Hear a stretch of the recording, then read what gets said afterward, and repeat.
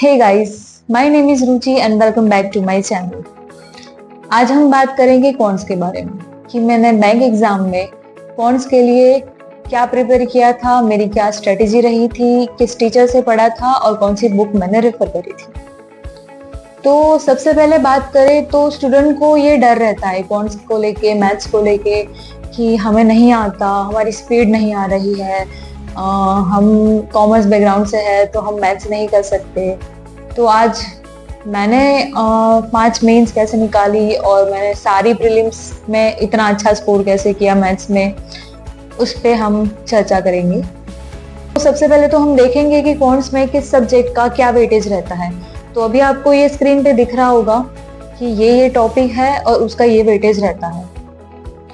अगर हम सबसे पहले बात करें तो कॉन्स 2 पार्ट्स में हम डिवाइड कर सकते हैं, एक अर्थमेटिक और बाकी का जो डेटा इंटरप्रिटेशन वगैरह रहता है वो। अगर आप बिल्कुल ही नए हो और बिगिनर हो तो मैं आपको सजेस्ट करूंगी कि मैथ्स की शुरुआत आप सिंप्लीफिकेशन और अप्रोक्सीमेशन से स्टार्ट करो, क्योंकि वो उसका वेटेज भी ज़्यादा रहता है और थोड़ा इजी भी रहता है करने के लिए। तो मैंने तो अरुण शर्मा के यूट्यूब के फ्री वीडियोस ही देखे थे। उसके बाद मैंने squares, cubes, percentage, ratio, fractions वगैरह याद कर लिए थे। जैसे कि स्क्वायर्स में मैंने 20-30 तक याद करने हैं, क्यूब भी 20 तक याद करने हैं, टेबल्स याद करने हैं। उससे क्या होता है, हमारा ये क्वेश्चंस में स्पीड बढ़ती है।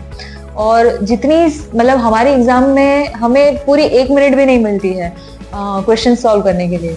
तो सबसे ज्यादा इम्पोर्टेंट है स्पीड। उसके लिए हम वैदिक मैथ्स के ट्रिक भी यूज कर सकते हैं और ये स्क्वायर्स, क्यूब्स वगैरह याद कर हम स्पीड अपनी बढ़ा सकते हैं। उसके बाद मैं आपको सजेस्ट करूंगी कि आप क्वाड्रेटिक इक्वेशन और नंबर सीरीज की तरफ आगे बढ़ो, क्योंकि वो टॉपिक से प्रीलिम्स के एग्जाम में मिनिमम 8 to 10 क्वेश्चंस तो आते ही है और ये जल्दी से बन भी जाते हैं। अगर हमारी प्रैक्टिस है, हमारी स्पीड है, तो वो क्वेश्चंस विद इन 4 मिनट्स बन ही जाते हैं। 8-10 क्वेश्चन 4 मिनट में हम कर ही देते हैं।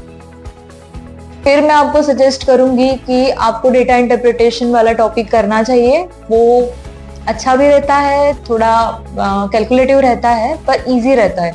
उससे 10 से 15 मार्क्स के क्वेश्चंस प्रीलिम्स में आते हैं और इतने टॉपिक्स करने से प्रीलिम्स के एग्जाम में हमारे 25 मार्क्स तो एटलीस्ट कवर हो ही जाते हैं और ये बहुत ही स्पीड में हो जाते हैं। क्योंकि मैं अरिथमेटिक में वीक थी, आई वुड नॉट सजेस्ट कि आप अरिथमेटिक पहले कर लो, क्योंकि मैंने ये गलती की थी कि अरिथमेटिक करती रही और ये मैथ्स में मैंने ध्यान ही नहीं दिया था और पहले मेरी प्रीलिम्स ही नहीं निकल पा रही थी। फिर जब मैंने ये इन टॉपिक्स पे ध्यान दिया तब मेरी जाके उस साल सारी प्रीलिम्स क्लियर हुई थी। ये कॉन्स के सारे टॉपिक्स जो मैंने अभी बताए, वो सारे टॉपिक मैंने अरुण शर्मा से यूट्यूब पे फ्री वीडियो में ही पढ़े थे। मैंने कॉन्स के लिए कोई भी पेड वीडियो नहीं लिया था। मैंने प्रीलिम्स निकालने के लिए कोई भी पेड वीडियो नहीं लिया था। और अब बात करें अरिथमेटिक की, तो मुझे थोड़ा अरिथमेटिक बहुत ही वीक लग रहा था, वो बहुत ही हार्ड लग रहा था मुझे। तो इसीलिए मैंने एक एसएससी की फैकल्टी को चूज किया था अरिथमेटिक पढ़ने के लिए, जो थे अभिनय शर्मा। उनकी चैनल है अभिनय मैथ्स करके, एक यूट्यूब पे पढ़ाते हैं। उनकी एक यूट्यूब पे फ्री प्लेलिस्ट ही थी, वही मैं पढ़ती रही, उसके नोट्स बनाए और बहुत ही बेसिक से मैंने पढ़ा था। और जितना भी मैं अरिथमेटिक करती थी प्रीलिम्स में, वो सब उन्हीं की मेहरबानी है, उनसे ही मैंने सीखा है। बाकी मैंने कोई पेड क्लासेस नहीं ली थी। अगर कॉन्स के लिए आपको कोई बुक का रेफरेंस चाहिए तो मैंने सबसे पहले ली थी आर.एस. अग्रवाल की बुक, उसके बाद मैंने अड्डा की बुक भी ली थी। बट ऑनेस्टली बात करूँ तो मुझे बुक्स में से इतना ज़्यादा मज़ा नहीं आ रहा था जितना मुझे मॉक टेस्ट देके दूसरे बच्चों के साथ compete करके जितना मज़ा आ रहा था, उतना बुक के साथ मुझे नहीं आ रहा था। तो मैं 3-4 एप्लीकेशंस के सब्सक्रिप्शन ले लेती थी मॉक टेस्ट के लिए और उसी में सेक्शनल मॉक, टॉपिक टेस्ट, पूरा मॉक ऐसे देती रहती थी और पूरा अपना एनालिसिस करती थी, दूसरे बच्चों के साथ कम्पीट करती थी और मुझे पता चलता था कि मेरा लेवल क्या है, मैं कितने बच्चों से आगे हूँ। तो दिस वॉज इट। और हाँ, एक बात बताना तो भूल ही गई कि एक अड्डा 247 करके एक एप्लीकेशन थी, उसमें डेली क्विजेस आती थी, मैथ्स के लिए, रीजनिंग के लिए, इंग्लिश के लिए। तो वो डेली क्विजेस में जरूर अटेम्प्ट करती थी। प्रीलिम्स के लिए वो बहुत ही अच्छी रहती थी, तो आप लोग वो भी ट्राई कर सकते हो। ट्राई करने में क्या ही जाता, और वो फ्री थी, मतलब ऐसे कुछ पेड वेड नहीं था, तो फ्री तो सब ट्राई करते ही रहते हैं। हम फ्री बैठे थे, मैं फ्री बैठती थी तो क्वेश्चन सॉल्व कर लेती थी, ऐसे मॉक टेस्ट देती रहती थी। मॉक टेस्ट के बारे में पूछो कि मैं कौन सी एप्लीकेशन यूज करती थी, तो सबसे पहले तो मैंने प्रैक्टिस मॉक से स्टार्ट किया था। फिर सब लोग बोल रहे थे ऑलिव वर्ड भी अच्छा है, तो मैंने वो भी ट्राई किया है, मैंने गाइडली भी ट्राई किया है, टेक्स्ट बुक भी ट्राई किया है। पर जो मुझे पर्सनली अच्छा लगा था वो था गाइडली और एक प्रैक्टिस मॉक। इसका रीजन ये है कि गाइडली में मुझे इतना अच्छा उसका क्वेश्चंस के एनालिसिस मिलते थे, क्वेश्चंस का सोल्यूशन मिलता था कि मुझे कहीं और ढूंढने की जरूरत नहीं पड़ती थी। और उसका क्वेश्चन पेपर लेवल भी बहुत ही अच्छा रहता था, मतलब रियल एग्जाम्स में बैठे हो ऐसा ही फील होता था। तो मैं पूरे पूरे दिन लाइब्रेरी में बैठी रहती थी और दिन में 3-4 मॉक टेस्ट देती रहती थी और उसका एनालिसिस करती थी। अब बात करते हैं मेंस की।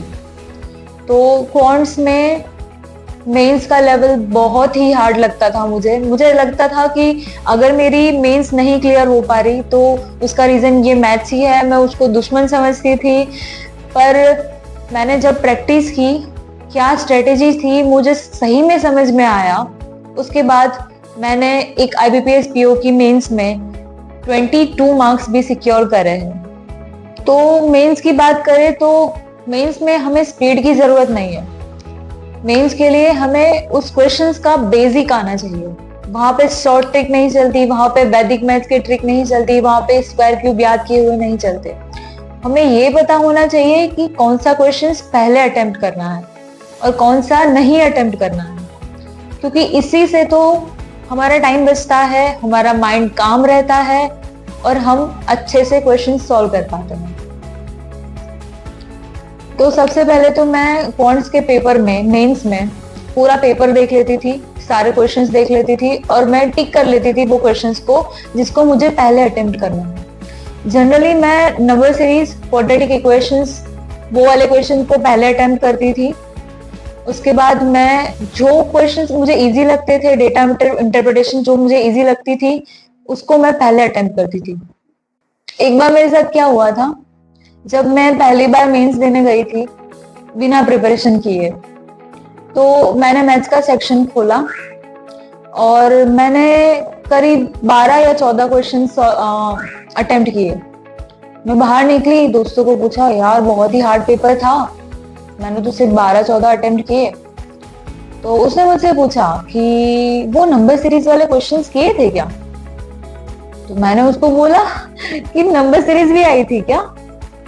तो ये एक सीखने की बात है कि मेंस में स्पीड कुछ नहीं होता, देखना होता है सारा पेपर, सारे क्वेश्चंस देख लो, क्या अटेम्प्ट करना है, क्या नहीं करना है, कौन सा तुम्हें हार्ड, जो तुम्हें हार्ड लग रहा है उसको छोड़ ही दो, उसको मत अटेम्प्ट करो, तो जो इजी लग रहा है उसे अटेम्प्ट करो। क्योंकि अगर एक क्वेश्चन ऐसा हार्ड आपको मिल गया और आप उसे अटेम्प्ट करने लग गए तो फिर पूरा टाइम उसी के अटेम्प्ट में चला जाएगा और बाकी के क्वेश्चंस अगर आपको आ भी रहे होगे ना तो फिर भी आप सॉल्व नहीं कर पाओगे, क्योंकि उसका उस चीज में, उस सिचुएशन में अपना माइंडसेट ऐसा बन जाता कि अगर ये सॉल्व नहीं हुआ तो बाकी तो क्या ही होंगे, तो पूरा पेपर फिर चला जाता है, अपनी मेंस पूरा खत्म हो जाता है। तो ये मेरी एक कहानी से आप सीख लो और पूरा पेपर देख लेना। ऐसा ना हो कि आप भी एग्जाम देके बाहर निकलो और आपका दोस्त पूछे ये क्वेश्चन अटेम्प्ट किया और आपको पता ही ना हो